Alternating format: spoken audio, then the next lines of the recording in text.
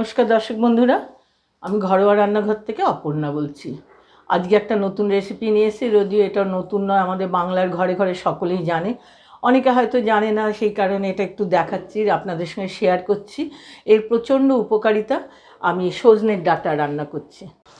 দর্শক বন্ধুরা, সজনের ডাঁটা আমি 500 গ্রাম এখানে নিয়েছি। আর এর সঙ্গে সবজি দিয়ে করব আমি, আলু, বেগুন আর কুমড়ো, এই 3টে সবজি দিয়েছি, আর 2টো লঙ্কা দিয়েছি। সজনের ডাঁটার মধ্যে খুব লো ক্যালোরি থাকে। আপনি এটা সুগারের রুগীরাও খেতে পারেন স্বচ্ছন্দে। মানে কার্বোহাইড্রেটের পরিমাণটাও কম থাকে, ভিটামিন সি টু ডি সবই এর মধ্যে পাওয়া যায়। এটা ক্যান্সার প্রতিরোধ করে, আবার কোলেস্টেরলটাকে, ফ্রেন্ড কোলেস্টেরলটাকে বাড়ায়। অনেক উপকারিতা বলে বোঝানো যাবে না, সেই আমি যতটুকু জানি ততটুকু বললাম। এটা এই সিজনাল জিনিস, এই সময়তেই হয়, খাওয়াটা খুব উপকার। আমি কিভাবে বানাচ্ছি আপনাদের সঙ্গে শেয়ার করে নিচ্ছি। এটা এই সিজন ভর সকলে খাবে। আর অনেকে ডাঁটা বলে খায় না, দাঁত দিয়ে চিবোতে হবে, বিরক্ত একটা প্রকাশ করে, কিন্তু উপকারিতাটা জেনে খাওয়া উচিত। আচ্ছা, আজকে কিভাবে রাঁধছি আপনাদের সঙ্গে শেয়ার করছি, আসুন দেখিয়ে দিই। আমি এখানে 2 টেবিল স্পুন তেল নিয়ে নিয়েছি কড়াইতে। এবার গ্যাসটা অন করে দিই। প্রথমেই আমি 5 ফোড়ন দেবো, হাফ টিস্পুন, বেশি দেবো না।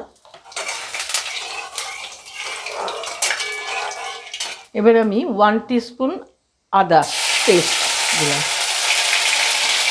এবার আলুগুলি ছেড়ে দেবো, না তো তেলটা ছিটকে আসছে, গায়ে লাগছে, এটা চাপা পড়ে যাবে।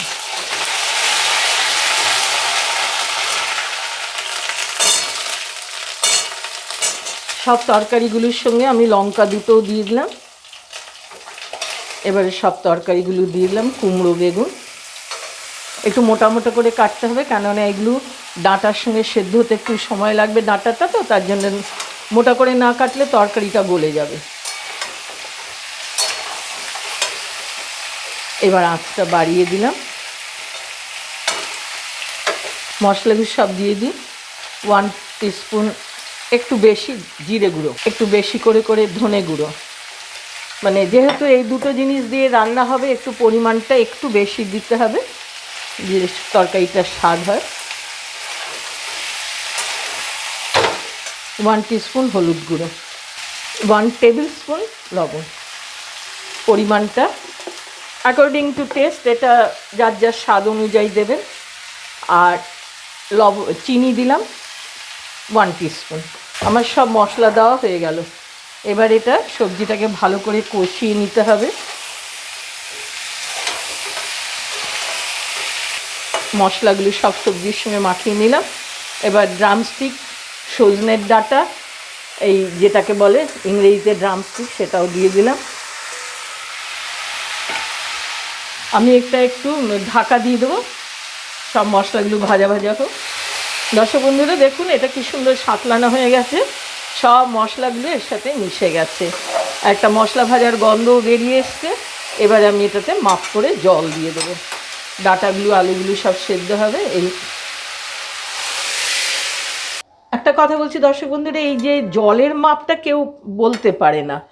আমাকে সবজিগুলো ডুবে যাবে মোটামুটি এই পরিমাণ, মানে সব সেদ্ধ হয়ে একটা গামাখামাখা ঝোল, মানে রস মতো থাকবে, গামাখামাখা জিনিসটা, তরকারিটা থাকবে, সেই মতো জল দিলাম, যে মোটামুটি আমার সবজিগুলো সেদ্ধ হবে। এই যে মাপটা দেখিয়ে দিচ্ছি জলের, তরকারির সমানই মাপটা জলেরও। এই জলটাতে ডাঁটা, আলু সব সেদ্ধ হয়ে মাখামাখা একটা ঝোল হবে।